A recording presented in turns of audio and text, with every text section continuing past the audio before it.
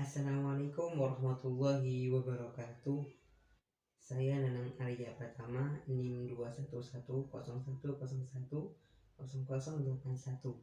Di sini saya akan mempresentasikan sebagai suatu tema yang berjudul tentang pendidikan dan stratifikasi sosial, konsep serta penyebabnya. Terkait tentang pendidikan, pendidikan merupakan sebuah usaha atau cara bagaimana seseorang itu yang sebelumnya belum tahu terkait sesuatu dan akhirnya menjadi tahu. Pendidikan itu merupakan sebuah ajaran yang mana biasanya di dalam pendidikan itu terdapat seorang pendidik dan peserta didik. Berbicara terkait pendidikan sudah lumrah dan tidak asing didengarkan oleh masyarakat sekitar. Bahkan orang-orang yang tidak berpendidikan pun agak mengenal tahu tentang keberadaan pendidikan itu. Biasanya pendidikan itu dilakukan dengan dikaitkan dengan sebuah lembaga pendidikan seperti sekolah atau madrasah, karena hubungannya ini ada terkait hubungan antara sekolah terkait pendidikan lembaga dengan bagi masyarakat juga. Jika kita pahami bersama, pendidikan itu sebuah kata atau ucapan yang gampang diucapkan, tapi di balik itu banyak terdapat pengertian yang khusus di dalam kamus KBBI, Kamus Besar Bahasa Indonesia. Kata pendidikan itu berasal dari kata didik yang diambil, yang dapat imbuhan dari kata pe dan kan, pendidikan kan. Terus di sini mempunyai dua makna. Yang pertama sebagai proses semantik atau bagian kegiatan mengajar itu. Dari situ guru sangat berperan penting dalam melakukan pendidikan. Yang kedua sebagai proses perubahan sikap dan perilaku seseorang atau sekelompok seseorang untuk mendewasakan orang melalui pengajaran dan pembelajaran.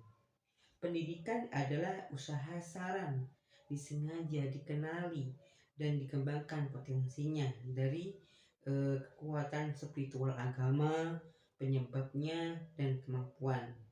Dengan adanya pendidikan, mengembangkan kepribadian manusia, baik itu dari segi rohani maupun rohani. Seorang ahli juga berpendapat mengenai pendidikan ini, itu dapat merubah sikap dan tingkah laku seseorang sekelompok yang telah matang melalui pendidikan dan latihan. Pendidikan ini juga tertera di dalam Undang-Undang Nomor 20 Tahun 2003. Dalam bab 1 bagian 1 itu dijelaskan bahwasanya pendidikan itu merupakan usaha mendasar dan sistematis untuk mewujudkan lingkungan belajar dan proses belajar yang memungkinkan siswa aktif mengembangkan potensi yang dimilikinya berupa kekuatan spiritual agama, pengendalian dirinya, budi pekerti, dan lain-lainnya. Pendidikan dapat diartikan sebagai suatu ikatan manusia untuk mengembangkan ikhtiar sebagai ikhtiar manusia untuk mengembangkan dan menumbuhkan pengetahuan setiap kemampuan dalam diri seseorang. Menyinggung mengenai pengetahuan sudah banyak, sudah tidak untuk kemungkinan sudah terdengar banyak di kalangan masyarakat. Bahkan di Al-Quran pun juga dijelaskan bahwasanya seseorang yang hidup tanpa pengetahuan itu akan menjadi kesulitan. Di sini terdapat dua aspek terkait dalam pendidikan itu. Yang pertama itu pendidikan dalam arti mikro, yang artinya itu sempit. Yang kedua pendidikan dalam arti makro, artinya luas. Di dalam penjabarannya ada di dalam makalah, bisa dibacakan sendiri. Terus yang selanjutnya itu tentang stratifikasi. Menurut Anda apa sih stratifikasi itu? Stratifikasi itu dikaitkan dengan pendidikan. Menurut stratifikasi sosial dikaitkan dengan pendidikan, bahwasanya penghargaan dalam masyarakat yang memiliki nilai tertentu, keseimbangan dalam pembagian hak dan tanggung jawab untuk berbagi nilai-nilai sosial dan pengaruhnya di antara anggota masyarakat. Tidak diragukan lagi, perlu dan dilaksanakan proses stratifikasi sosial masyarakat itu sendiri.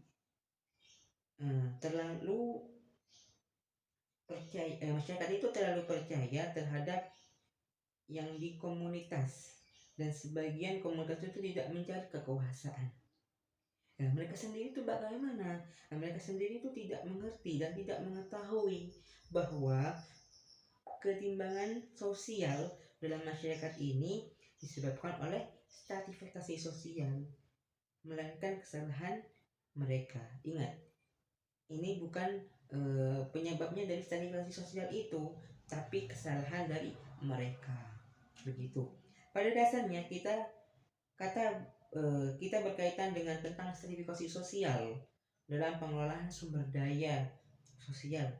Stratifikasi sosial adalah pembagian kelompok, atau kita dapat mengatakan bahwa masyarakat dibagi menjadi kelas-kelas hierarki. Hierarkinya dasar dan inti runtuhnya stratifikasi sosial tidak meratanya, yaitu pembagian hak, kewajiban dan tanggung jawab serta setiap individu atau masyarakat dalam sistem sosial. Sistem sosial tertentu ke tingkat hierarki yang lebih tinggi menurut dimensi kekuasaan, hak dan hak istimewa. Prestasi ini dapat kecerdasan tingkat usia dan kesehatan. Kepemimpinan masa ini terjadi, yaitu pemimpin pada masyarakat ini terjadi yaitu dalam perkembangan dan perubahan masyarakat itu sendiri. Yang ketiga yaitu konsep mengenai berbicara tentang konsep stratifikasi sosial, biasanya ada penggolongan kepada masyarakat kan. Tertentu dengan adanya penggolongan tersebut dimasukkanlah masyarakat dalam kelas-kelas tertentu. Maksudnya yang dimana konsep ini yang berkaitan erat dengan stratifikasi sosial, pengelompokan individu, dan stratifikasi yang memiliki kesamaan dan memahami terkait tentang konsep itu sendiri. Menurut J. Dwi Narwoto dan Bagan Suyanto, bahwasanya stratifikasi sosial itu adalah menggunakannya oleh anggota komunitas yang sama dan anggota komunitas sadar atau kelompok tertentu itu pada yang sama mampu berbagi masalah ke dalam hierarki masyarakat tertentu. Konsep stratifikasi sosial ada apa sih? Ada berapa? Tentang konsep stratifikasi sosial itu meliputi yang pertama ukuran, yang kedua dimensi, yang ketiga unsur. Yang keempat adalah kedudukan. Yang pertama ukuran. Bimbingan ukuran itu yaitu mengukur kelas sosial. Ada perbedaan lapisan yang meningkatkan seiring bertambahnya jumlah kegiatan sosial di masyarakat. Bentuk atau dimensi ini, bentuk kelas sosial adalah kurang dari kriteria biologis yang meliputi jenis kelamin. Pada dasarnya pada umumnya dikatakan pada anak-anak, remaja, kedewasaan, dan orang lanjut usia. Dan selain di kriteria biologis, terdapat juga di kriteria geografis meliputi wilayah. Di sini ada yang perdesaan, ada yang perkotaan, dan ada yang menengah di antara perdesaan dan perkotaan. Yang ketiga yaitu unsur. Selain unsur yaitu unsurnya itu meliputi unsur utama yaitu gelar atau peran. Sistem stratifikasi sosial ini masyarakat itu mengungkapkan bahwasanya di selain unsur utama, unsur gelar juga menunjukkan kedudukan sebagai seseorang dalam masyarakat. Kedudukannya ditempatkan sebagai konsep yang keempat. Kedudukannya yaitu kedudukan. Sering dibedakan terkait tentang kedudukan ini berdasarkan status sosial, kelompok sosial, dan hubungan dengan kelompok lain dalam kelompok yang lebih besar, begitu terkait hubungan kedudukan sosial. Setelah selesai tentang konsep stratifikasi, lanjut dengan penyebabnya. Mesti ada akibat, pasti ada sebabnya. Munculnya stratifikasi sosial telah menimbulkan rasa tanggung jawab yang tidak sesuai atau seimbang, yang dikatakan ketimbangan dari kepemilikan nilai dan harga. Akhirnya anggota kelompok lain itu menilai dan memilah terjadinya pergeseran lapisan. Munculnya stratifikasi sosial ini dalam masyarakat terjadinya yang diatur secara sadar, biasanya mengacu pada distribusi kekuatan agar orang-orang dalam masyarakat dapat melakukan secara tertib.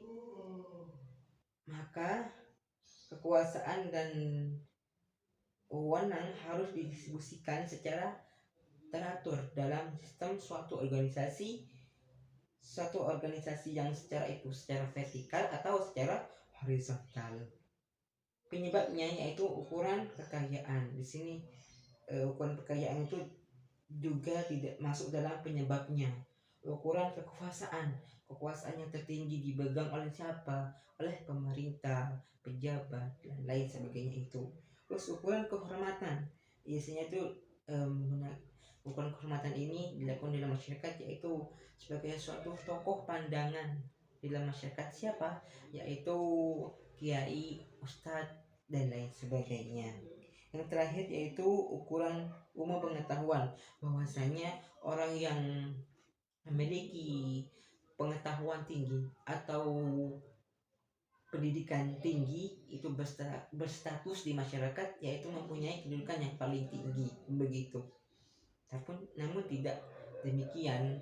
Ukuran umum pengetahuan ini biasanya tidak mengacu dalam pendidikan. Jadi tidak mengacu dalam pendidikan, tapi mengacu kepada pengetahuan dan wawasan. Sekian dari saya terkait pengertian pendidikan, stratifikasi sosial, konsep serta penyebabnya. Mohon maaf apabila ada kesalahan dalam pengucapan perkataan. Sekian, terima kasih. Wassalamualaikum warahmatullahi wabarakatuh.